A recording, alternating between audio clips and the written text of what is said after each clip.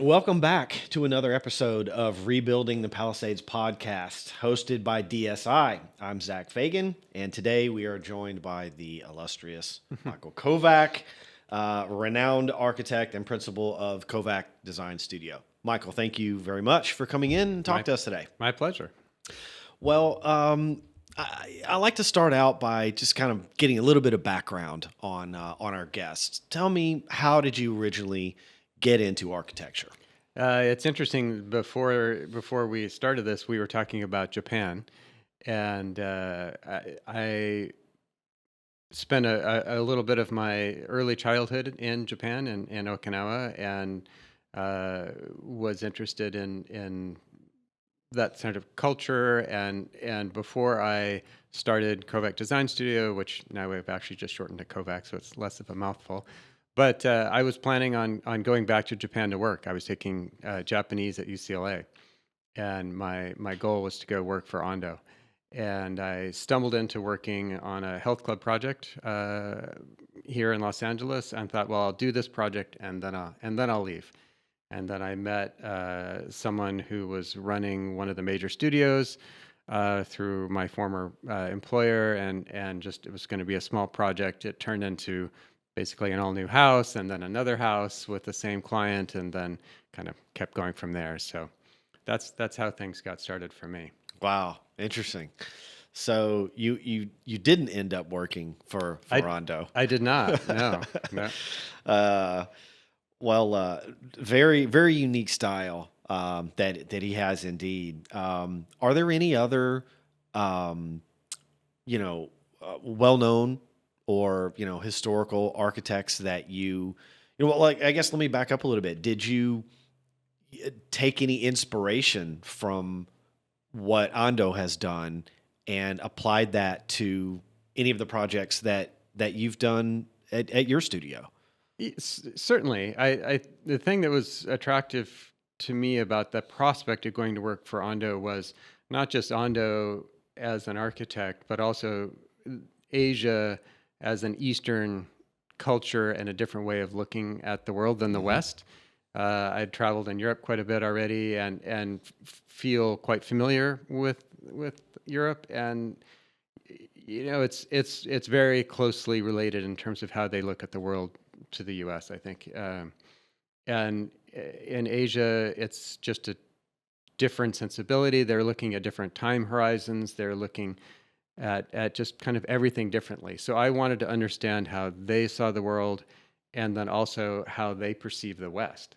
I wanted to kind of understand ourselves from an outsider's perspective. So that was my goal. And then the sort of vehicle for that was Ando. And I was and am interested in the power that he can imbue in his architecture with just so few elements, usually just concrete and light. And things can be just spiritually powerful with so few elements. So I thought that was quite attractive to me. And then I've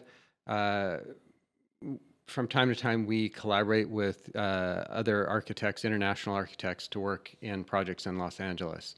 And that's been an interesting way for me and the studio to kind of further its education without having to go work for other people. So I started this firm super young, probably too young.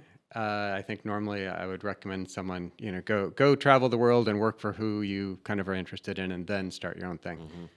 Since I didn't do that, it's been rewarding for me to, in a way, bring them to me. So we've worked with people like Peter Zumthor, with Pawson, a number of international people that I have just a huge amount of respect for. And each of those firms brings their own way of working, their own interests, and those are all things then that we can learn from as a studio. So, well, that's very cool. Yeah, they're interesting. Bring the influences to you instead of going to the influences. Yes. I love it. So I know that your firm specializes in hillside homes and kind of incorporating the environment into your designs. What initially drew your focus to that style? As far as the hillside aspect of it goes, I think it's one of those things that's self-perpetuating. Once you've done a couple of challenging typologies, or projects in a specific challenging typology, then you become known for it. Fortunately, I'm personally drawn to hillsides. My own home in the Palisades is on the very kind of pretty much the top of the Palisades on a ridge, and I just love that sense of space and seeing distance and things like that. And then architecturally, I find it super interesting. We as a firm really feel like our projects, typically you couldn't pick them up and move them to another site and have them make sense. And that's even more so on a hillside lot. They're really truly kind of interwoven with the hills, and I think that just there's a lot of interesting sectional moves, instead of just focusing on plan. That's sort of hard to describe in words, but I think either climbing a hill or descending a hill opens a lot of interesting architectural possibilities that are exciting to us as a firm. Sure, sure. Well, it's also challenging, right? Hillside builds are challenging for, lots of reasons. I know a bit about construction. I know that you typically in a hillside, either you're going to cantilever, your foundation, or you have to drill caissons. Right. What kind of challenges do you see in the different, hillside locations that you're working in with regard to, soil composition and the different challenges in getting, caissons installed in at these sites? That's interesting that you brought that specific example up, because again, my own home in the Palisades, it's effectively a 3-story descending home. So it starts off on the street level and then goes down 2 more levels. And the original design was to have the middle level resting on the lower level directly with just, columns that turned into foundations.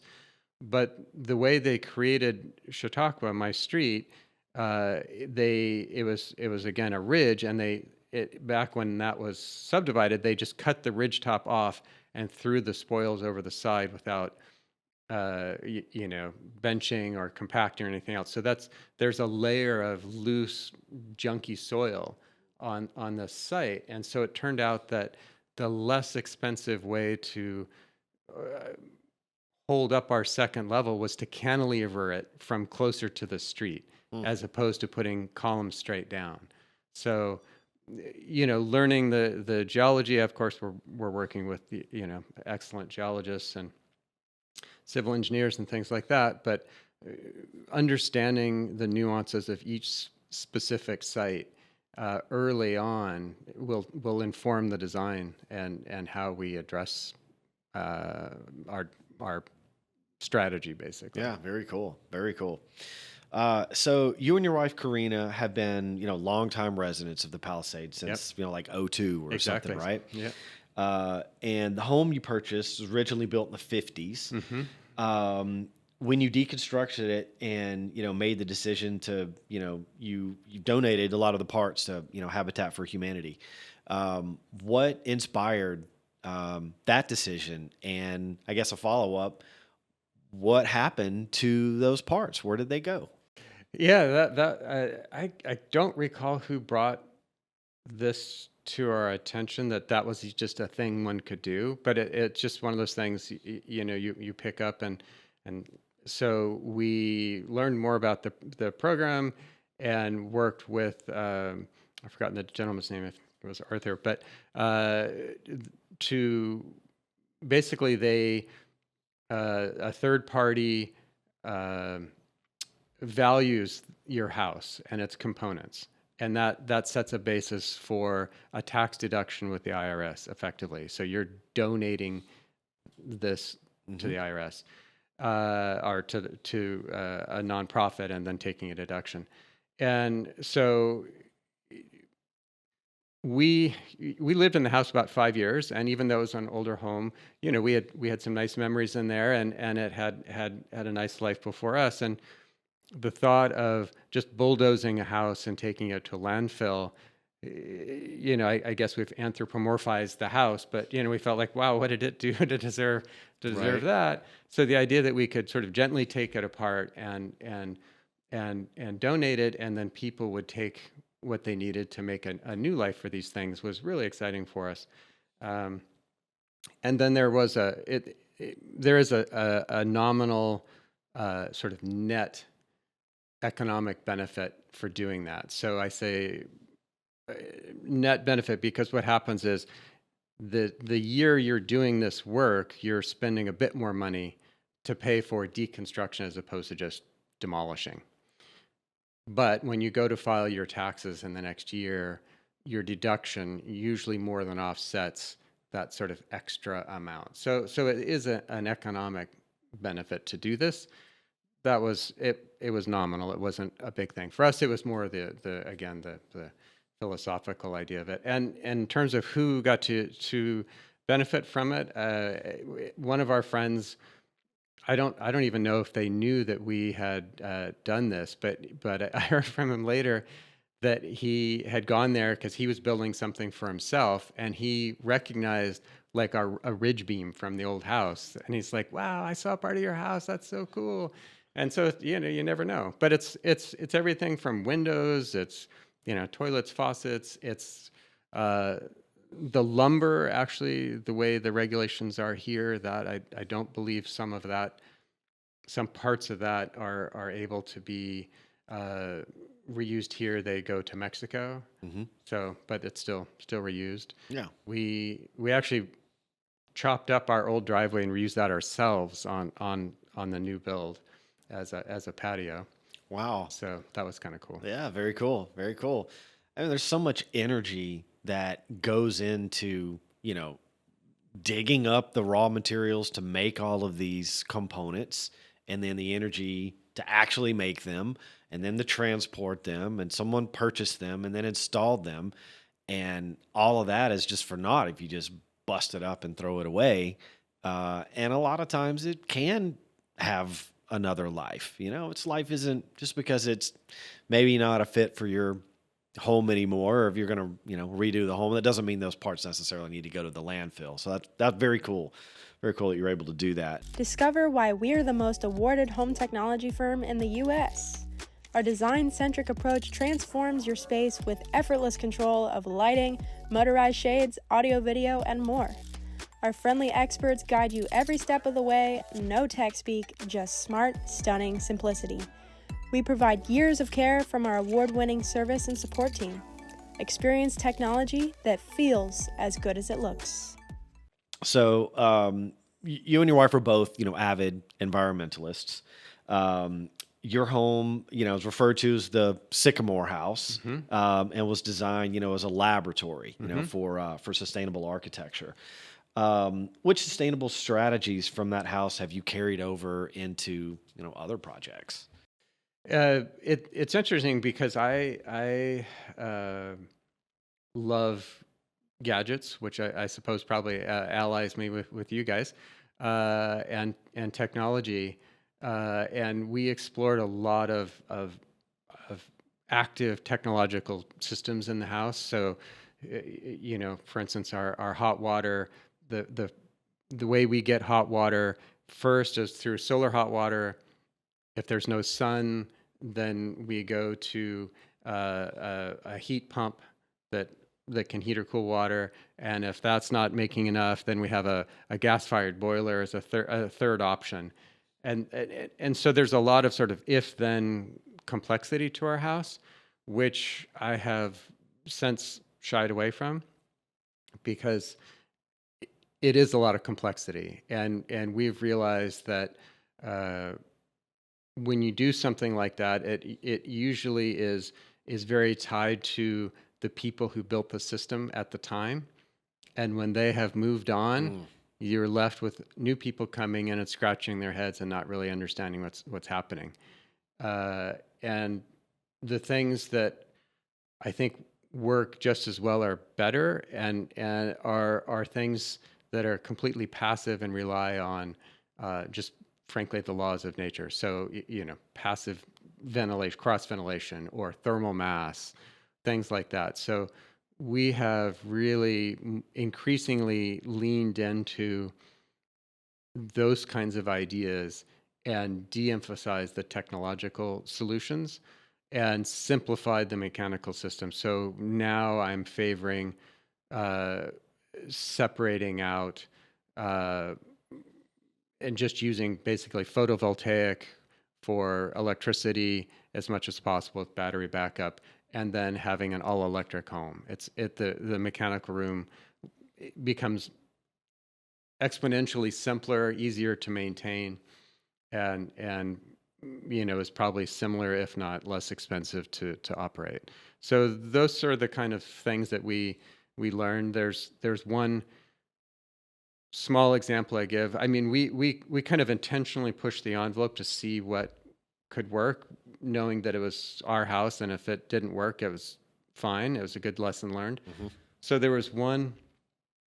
I am very into natural light and balanced light. I remember working in an office once where there was just a huge amount of natural light coming in from one end of the office and nothing on the other end. And so if you look towards the natural light, everyone was just a silhouette, and the people looking that way are squinting when you're looking back at them. So I kind of have that negative example. So in our house, in the middle level, we have a family room that has a big sliding glass door to the view, and I wanted to get some natural light in on the backside to kind of balance that out. And it's below ground, so that wasn't necessarily possible. And I ran across what was billed as a fiber optic skylight. Mm-hmm. And what that meant was on the roof, there was a little box that was maybe 3 feet square, had 36 little lenses that tracked the sun and focused the sun's light on each one on the end of a fiber optic fiber. Yep. And they bundled that all up, and then it went down into our family room and then spread back out into a cove. And so it created a light cove. So it was pretty cool. Like, if a cloud went over, it dimmed because it's just like a skylight. The problem is there was a maximum length limitation of 36 feet, I think it was, for that. That's what they said. And we were kind of towards that end. Well, what I didn't understand, and they didn't really make clear, is fiber optic cable, the longer it is, the more the warm light drops out.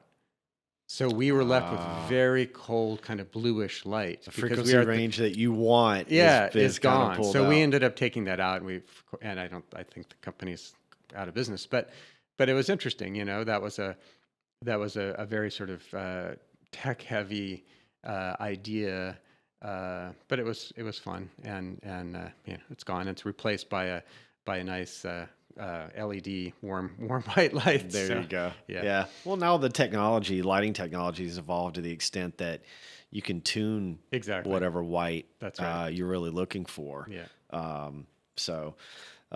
Very cool. Well, the Sycamore House got LEED Platinum certification. Super cool. What all did you have to do in order to achieve that? And, what was maybe the most challenging requirement that you needed to meet? So, we basically look to maximize everything across the board. Just again, from the standpoint of we wanted to see how far we could push things into the green envelope, and then understand what worked and what didn't. As I just said, what was interesting about the way the LEED certification or point system is, there's different categories, and right off the bat, we were not able to get a number of points for things like walkability or access to mass transit, because we're a mile away from Sunset Boulevard. Mm-hmm. So all those points are off the table already. So if you're trying to get LEED Platinum, it's getting harder. You've less to shoot for. And then also there's a pretty stiff hit for size of home. And even though our home is 3,300 square feet, that's still, LEED is trying to push you into a smaller home. So that was a thing. So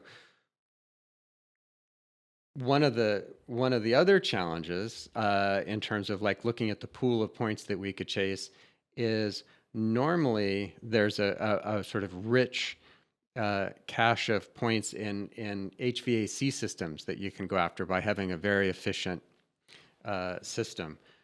But they're all focused on forced air systems, which we didn't have. So our house is entirely heated and cooled by a radiant system in the floors and ceiling.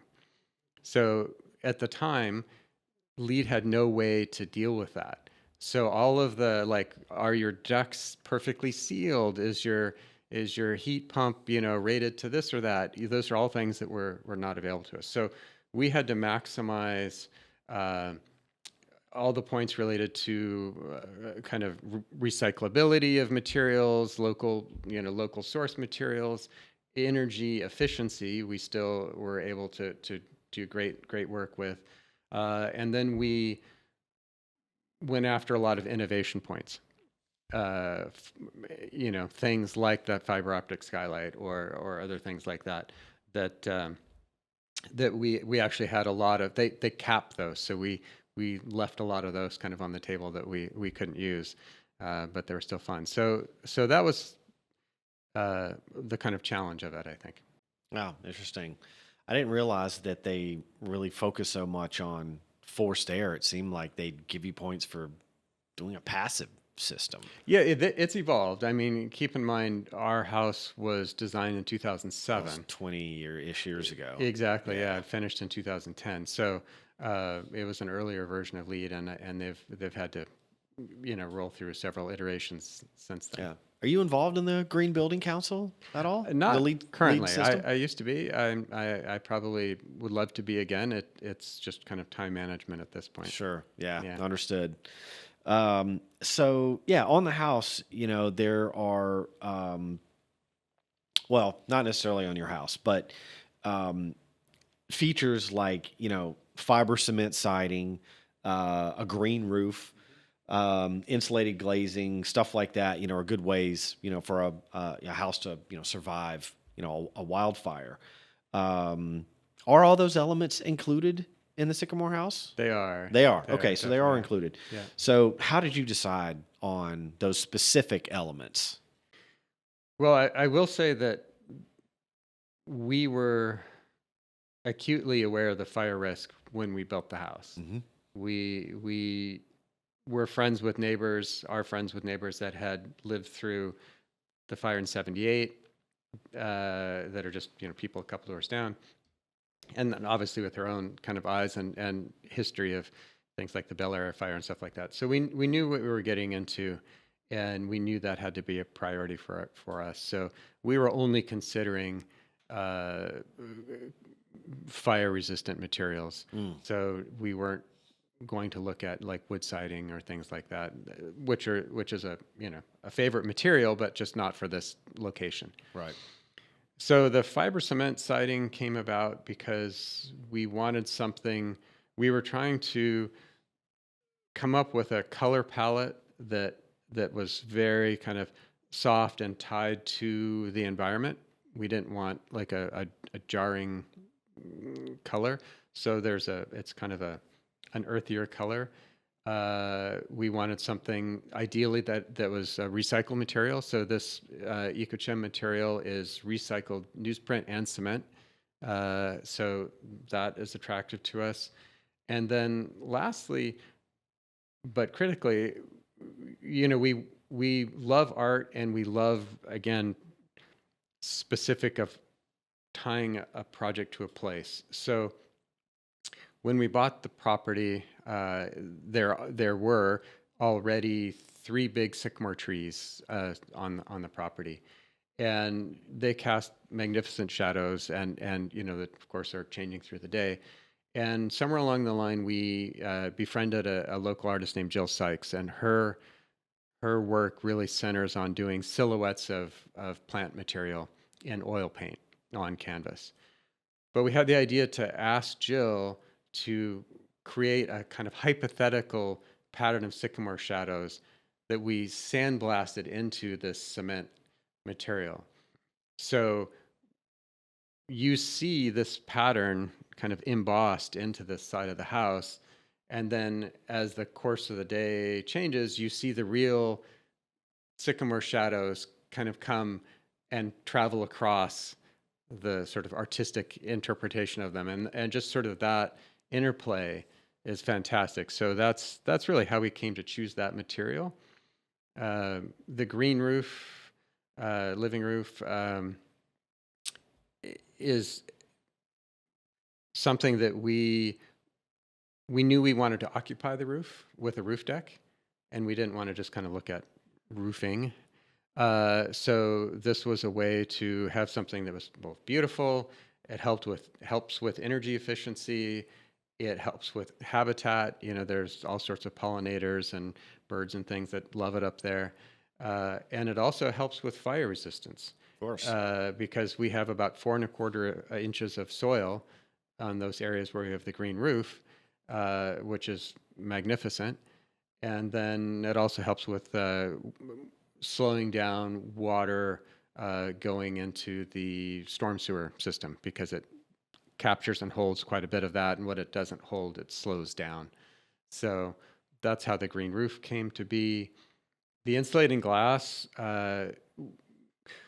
we've developed a spec over the years that's addressing a few different issues at once. One of them is energy efficiency. So, I was talking earlier about passive systems. So the greater the sort of insulation and thermal performance of the house, the less you're going to have an air conditioning heating system keep up. So the house that we had on the property before from the 50s, in the winter, the heat would be blowing and like the house is like, and then it would get hot and it would turn off. And in about 15 minutes, it'd be freezing cold. It felt like to us again, because this leaky old single glass house, and then that cycle would just kind of repeat. So we were, by having a highly insulated home, including the glass, all of that can get moderated. So we did that for thermal efficiency. We did it for fire, and we also incorporate the outer piece of glass is tempered, which helps with fire, helps with security. And then the inner piece of glass is actually 2 pieces of 1/4-inch glass that are laminated together, like a car windshield. Mm-hmm. And that does a couple of things. One is it takes out pretty much all of the ultraviolet light that fades furniture, art, things like that. Mm-hmm. So that's a huge benefit. And then also it has an acoustic benefit. Of course. So that's the assembly that we have for our glass, which is, fantastic in all those ways. Very cool. So on the living roof, I've always wanted to ask this question of an expert that knew the answer. What kind of R value are you getting in terms of, better insulation with 4.5 inches of soil and all the waterproofing and everything, of course, that's underneath it? Are you getting a significant benefit in terms of, rejecting, infrared where the heat is in sunlight? How much of a difference does that roof material really give you? I can't off the top of my head quantify the R value, but the benefit would be less in the R value and more in the concept of, like you're saying, shading. Mm-hmm. So you're preventing the direct sunlight from hitting the roof membrane, and then secondarily, you're creating a fair bit of thermal mass. So that soil starts the day in the summer, let's say, cool from radiating heat overnight. And then during the course of the day, it's able to absorb quite a bit of heat before finally it's sort of full, if you will, and then the heat starts to radiate down to the roof. So it's more helping the home thermally from a thermal mass and shading perspective than an insulation perspective, like styrofoam or something like that would do. But a similar, I mean, to great effect. Still, at the It's end of the fantastic. day. It's incredibly. Wow, effective, very cool. And it's beautiful to look at, right? is. It's It's got super fun. plants growing in it, and you walk around on it. We do, and we have changed it 2 or 3 times over the 15 years that we've had it. So if we get tired or want to change the sort of scenery up there, we used a company called Live Roof, and they have a tray-based system. So they're just 2 foot by 4 foot trays. And what happens is we will design a new kind of garden, if you will, and we'll work with our friend Tom Hawkins there, and then they'll plant those trays up past Santa Barbara, and then when they're ready, meaning they're all fully grown, then a truck comes and then they just get placed down on the roof, and the little dividers get pulled out, and then it's done. So it's like a 2-hour thing, and you've changed your landscaping. And like right now we have a lot of California poppies and a kind of flowering mint and some Ceslaria grasses, and it's wonderful. That's great. Yeah, that is great. So the home also has a FosCheck fire retardant system, which is on call. Is that practical for most homeowners? And, would you recommend it widely? So it's kind of more nuanced. So I have been, since the fires, first of all, it's incredibly effective, for sure. And it's, it's a few tens of thousands of dollars, depending on the magnitude of the system, let's say. And in our case, we have a nice break on our homeowners insurance for having that system. So there's some financial offset there. I don't think it's necessary for homes kind of a bit farther from the urban wildland interface. So what I would like to see, and I've actually talked to our insurance company about this, to no avail, I'm sure, but the insurance companies are either pulling out or wanting to raise rates, but clearly that we're kind of in a moment of crisis on that. And I was telling them, like, instead of that, why don't you use your leverage and say something like, look, we want to see homes that are with the first 100 feet from the wildlands to have this kind of a system. And that will keep us, that'll be one of the things that we will look at to say, sure, we'll stay and this makes sense. And the reason I say that is, even in something like the Palisades fire, most of the fires, by far most of the fires, are started from embers.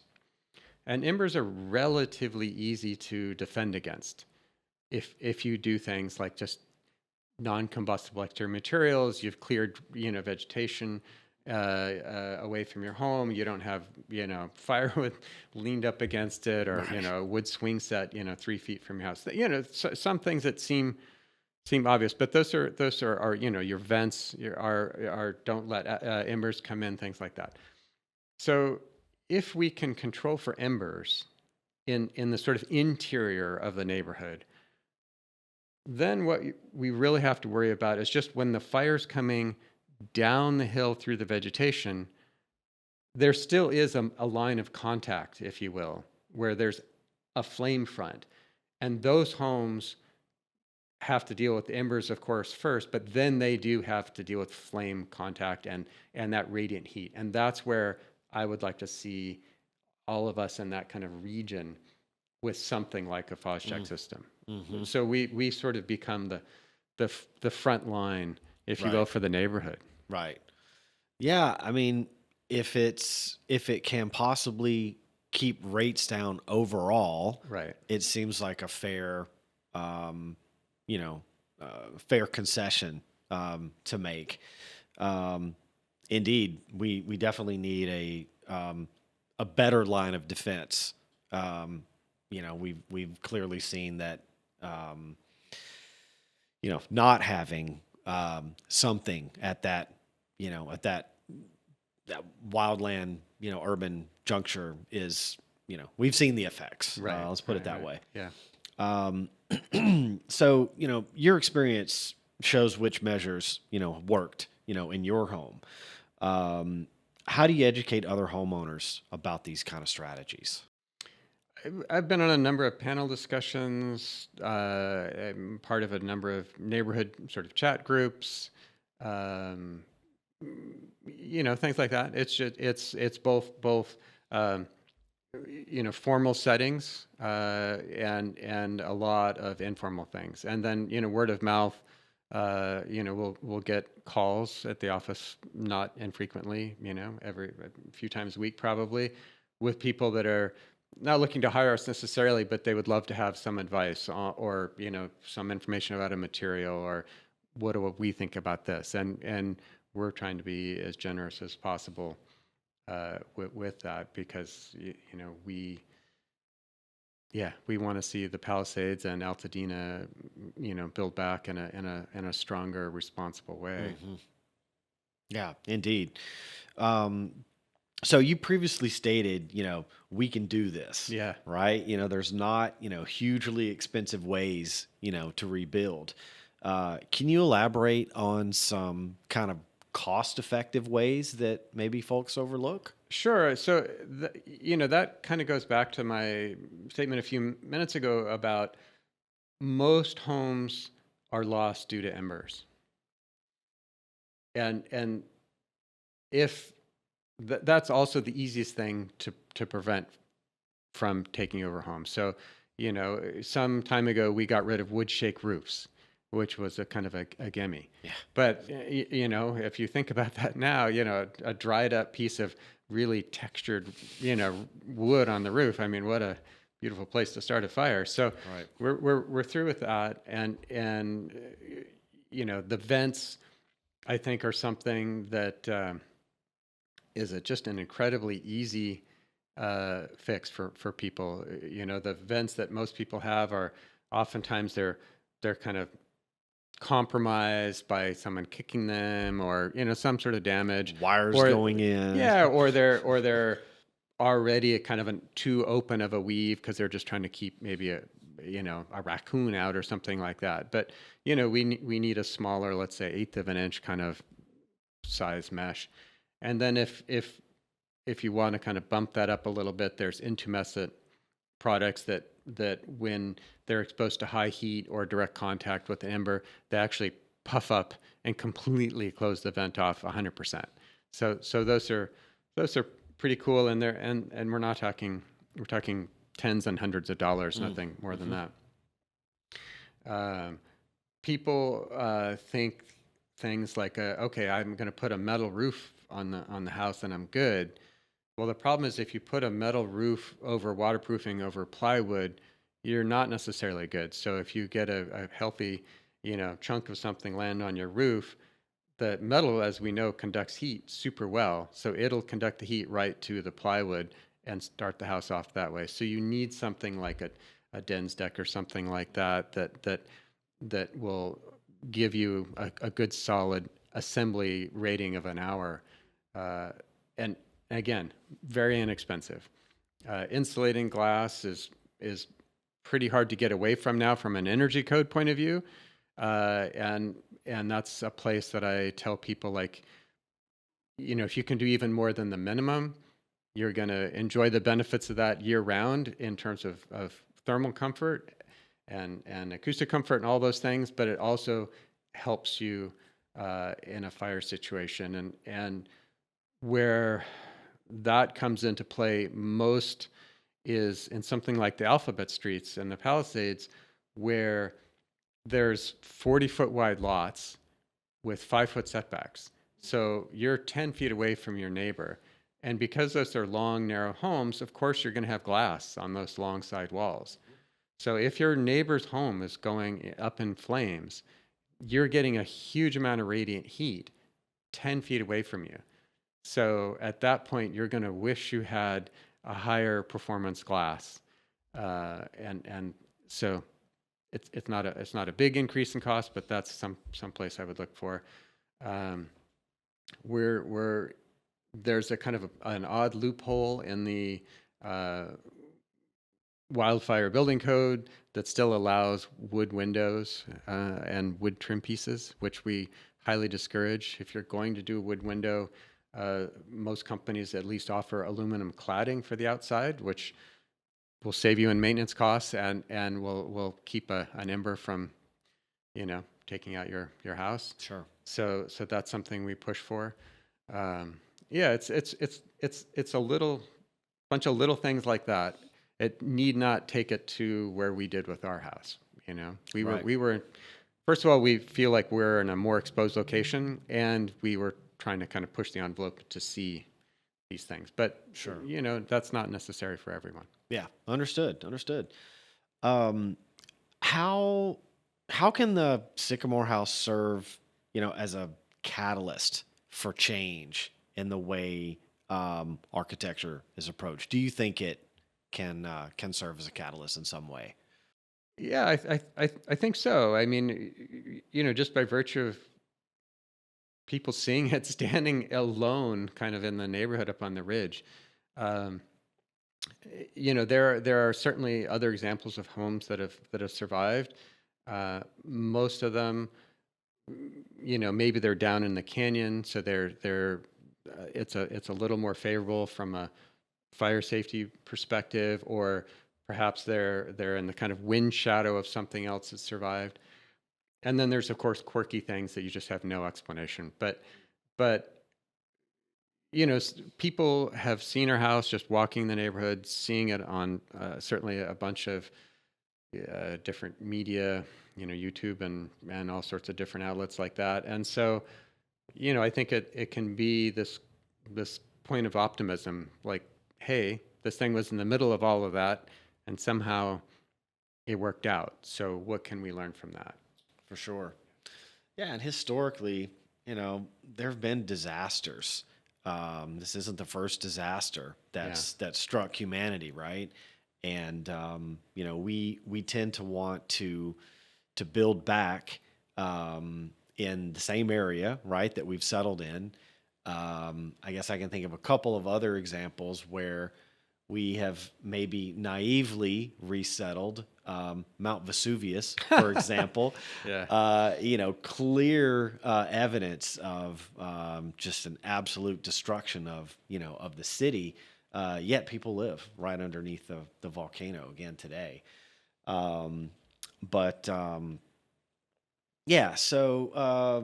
as far as the rebuild process goes in the Palisades specifically, what are your opinions on, how long it will take to get the neighborhood, back to some semblance of kind of where it was before?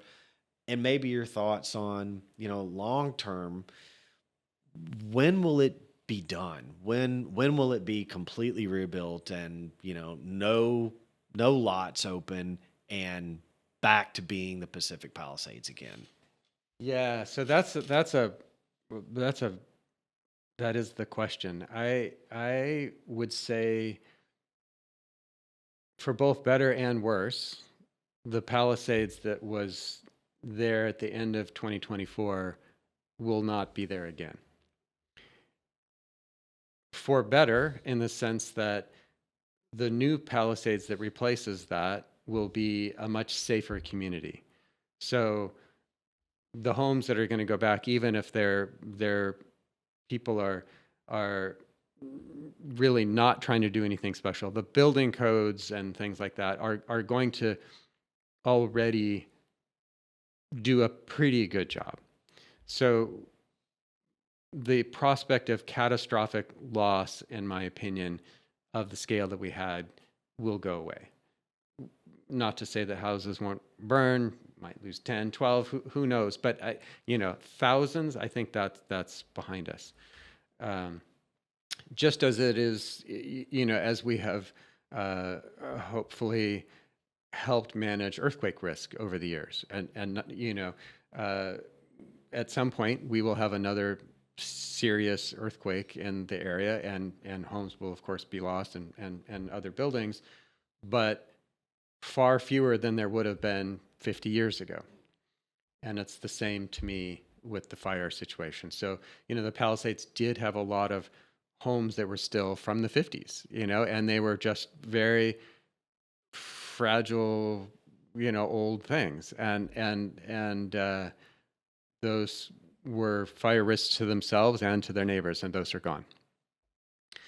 Now, the bad side about replacing those is that a lot of those homes were small because people couldn't afford to build something new or bigger or whatever on the property, and they were just comfortable in what they had.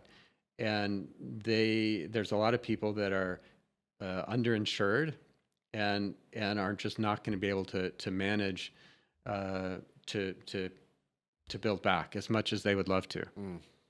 So we're going to lose a lot of people that want to come back home, and they just won't be able to. And that is heartbreaking. And that's actually, I would say, I have to almost gloss over that quickly, because that's the sort of pain point for me is knowing the community is going to change. But looking at it optimistically, it's a incredibly unique and wonderful part of the world in Los Angeles. It has a set of attributes that are not replicable anywhere else in the city, and so people will build back there. And I believe, like I said, that when we build back, it's going to be in a safer fashion. So I think it's relatively responsible to do it. In terms of timeline,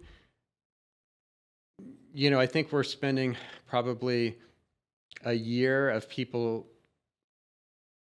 Right after the fire, everyone was going to move back, in gross terms. Like, yeah, we're going to go back. And then you started to have people like, I can't afford it. Or people worried about health issues. Or they're elderly. And they're like, I don't want to spend the next 4 or 5 years dealing with this process. I'm already 80 years old. It's not worth it to me. So that's going to go through its process. I think my colleagues and friends sort of chatting are saying, look, if we can get to something approaching half of the lots rebuilt in 5 years, that will feel like we're doing pretty well. And then my guess is, 20 years from now, you would never know. If you just came to Los Angeles for the first time and drove into the Palisades 20 years from now, you would have no sense that this was a community that had that devastation in 2025. I was on a panel discussion with a fellow named Greg, who runs the planning department for the city of Santa Rosa.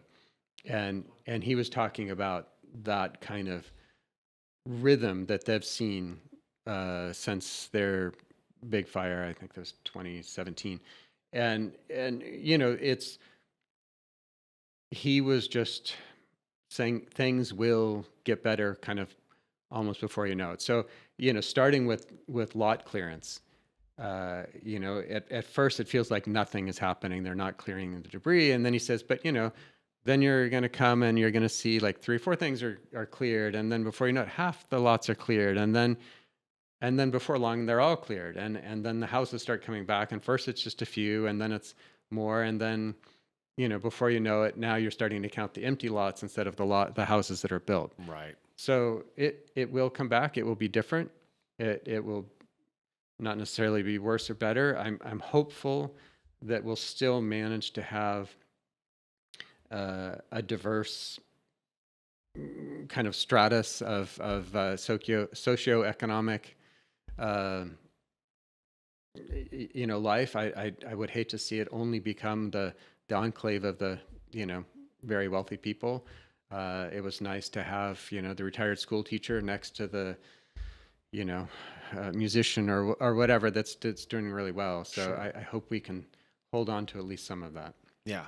Me too. Yeah. The Palisades is a very unique community in California. And yeah, well, anything else that you would like to add? Is there another topic that you think is important to the conversation that you could touch on briefly? No, I do think it is just at the end of the day, I do want to offer hope and optimism, because I really sincerely feel that if people continue to press forward and do the right thing, uh, the neighborhood will be a fantastic place to live again in not that many years.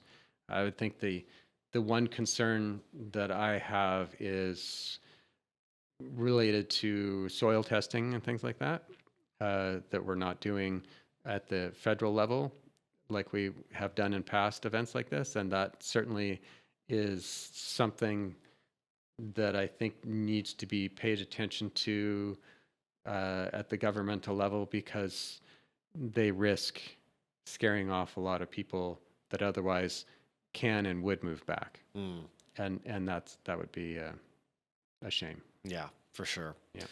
Well, Michael, I've thoroughly enjoyed the time. I really appreciate you coming in. Thank you again for joining us. And we look forward to continuing to work with you on projects. Absolutely. Thanks, Zach. All right. Absolutely.